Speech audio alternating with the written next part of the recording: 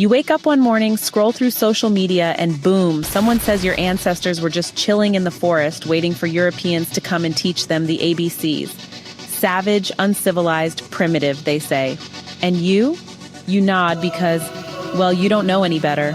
All you can remember from history class is something about Mali, Songhai, and Ghana empires, and that was it. Everything before that? A giant black hole. Sounds familiar, right? But what if I told you there's a story, a bold, almost rebellious story that says, nah, Africa didn't start when Vasco da Gama got lost and landed on the wrong beach. A story that says our people had empires, technology, art, science, even brain surgery, before Instagram made selfies cool. Today, we're going way back, like way back, to the days when mountains, rivers, and trees had more personality than most people's Instagram captions. Buckle up, because this one is wild.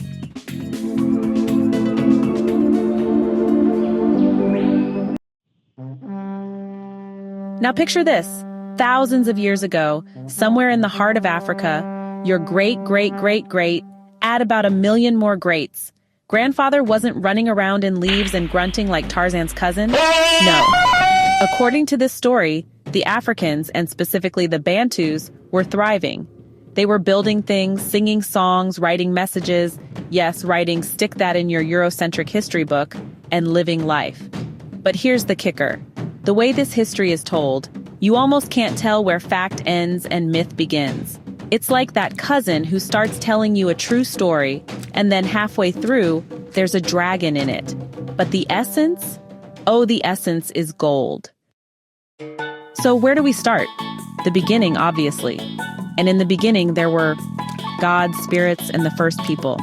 The creation story, according to this book, isn't too different from other religions. There's a creator, there's life after death, and yes, there's evil creeping in at some point. But the African perspective? Unique. Mountains, rivers, trees, animals, they weren't just background props like in Hollywood movies. They had spirits. They had life. You kill a tree without asking, and boom, you've just annoyed a spirit being. Imagine cutting firewood like that. Stress. Fast forward through ages of migration, the Bantus, according to this book, started in Central and Eastern Africa, then moved down south.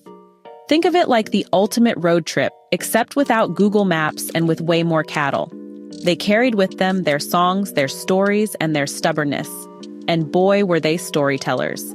Their entire history was kept alive by oral tradition because, spoiler alert, the fact that they didn't write books like Europeans didn't mean they couldn't write at all. Oh no, these folks had message sticks, carved mats, even calabashes for sending notes. Imagine texting someone by handing them a decorated gourd. Ancient WhatsApp, basically. Inconceivable. Now, life wasn't all songs and cattle herding. There were battles, epic ones. Heroes who built nations, cowards who destroyed them, usurpers who wanted to play God and ended up wrecking everything. For a while, life was booming. Architecture, weapons, and even something close to early cities. Then, power-hungry leaders came in with egos the size of the great Zimbabwe ruins. And what do egos do? They ruin stuff. These leaders wanted absolute power, so they crushed creativity. How? By passing a high law, and this law was wild. It basically said, if you try to invent anything new or improve what we have, you die. Yep, straight to execution. All because innovation meant you were challenging the gods. So, goodbye progress, hello cultural freeze, and that, ladies and gentlemen, is how development stalled. But here's the part that got me laughing and thinking at the same time. The book claims Africans actually performed surgeries way back, like legit surgeries. They drilled holes into skulls, sutured wounds, delivered babies, and then turned it all into some mystical, spiritual ritual. Which means if you got a headache back then, someone might fix it and call it a gift from the ancestors. Cool branding, right? How can you doubt that? And then there's the Shaka Zulu saga. Ah, Shaka. The guy everyone thinks was the biggest, baddest warrior Africa ever had. Well, according to this story, not exactly. Vusamazulu throws some serious shade here. He basically says, yeah, Shaka was important, but also kind of a coward. Wait, what? Yep. And then he drops the bomb. Shaka killed his mother. Well, kind of. See, in Bantu culture, if you draw blood from your mother, you've killed her. Shaka stabbed her leg with an arrow and she later died of dysentery. So technically he didn't kill her, but also he did. Complicated? Absolutely. But the point is, Don't believe everything you read in European history books. The stories we've been fed? Half-truths, if that. And speaking of half-truths, let's talk about writing again. You know how we've all been told Africans were illiterate until Europeans arrived with the magic of letters? Lies. Pure lies. These people wrote, just not in the Roman alphabet. They carved messages on sticks, mats, calabashes, basically early emojis. And yet, for centuries, the narrative was, Africans had no history, no writing, no civilization. Cue sarcastic applause. But here's something fascinating. The book doesn't just stop at history. It dives into language, connecting dots across ethnic groups, and even linking some African words to Yiddish and Latin. Like mother is Ima in Yiddish, Ama among the Ga in Ghana and Mama in Twi, father, Abba in Yiddish, Baba in Zulu, and also used in Ghana. Me, Mina in Bantu, me in Twi, me in Ga. Coincidence? Vusamazulu says no. He even goes as far as saying Africans came from Southeast Asia. Bold claim, right? But then I watched a documentary that kind of backed that up, so who knows? Mind blown. So sweet. The book I've been talking about, Indaba, My Children by Vusamazulu Credo Mutwa, a massive 696-page tome of legends, myths, and history that challenges everything you thought you knew about Africa. And let me tell you, it's not just a history book, it's an experience. It's dreamlike, poetic, and sometimes so vivid you can almost hear the drums in the background. So what do I think? Honestly, this is one of those books that should be studied, debated, and dissected. Not just by historians, but by anyone who cares about where we came from. Vusamazulu didn't just write, he poured his soul into this. He believed every word and asked us to study it, not blindly accept it, but test it. And that's what I respect. It's incredible. I respect that Themes? Oh, there are plenty. Identity, migration, the dangers of absolute power, spirituality, the blending of myth and reality, and most importantly, the psychological importance of knowing your history. Because when you know your ancestors weren't just sitting around waiting to be colonized, you stand a little taller. You realize you come from builders, fighters, thinkers, and that's powerful.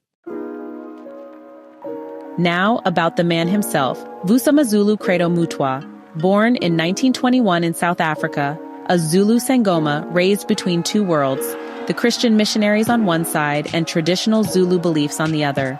His childhood wasn't easy, born out of wedlock, thrown out with his mother, later taken in by relatives.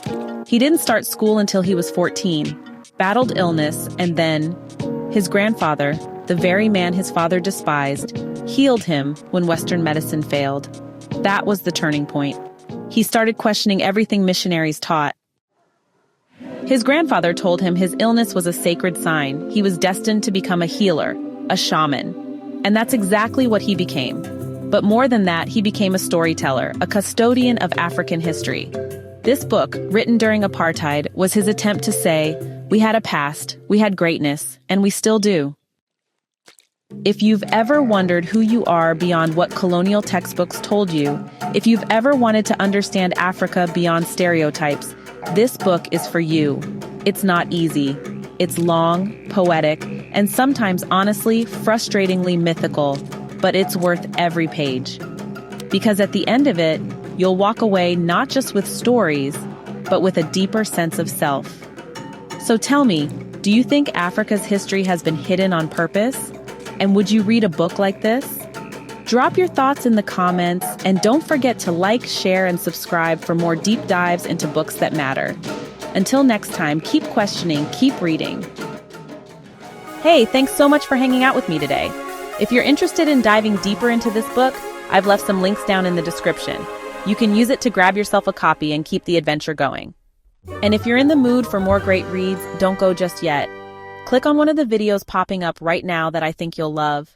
And don't forget to give this review a like, leave a comment, or even subscribe if you'd like to see more.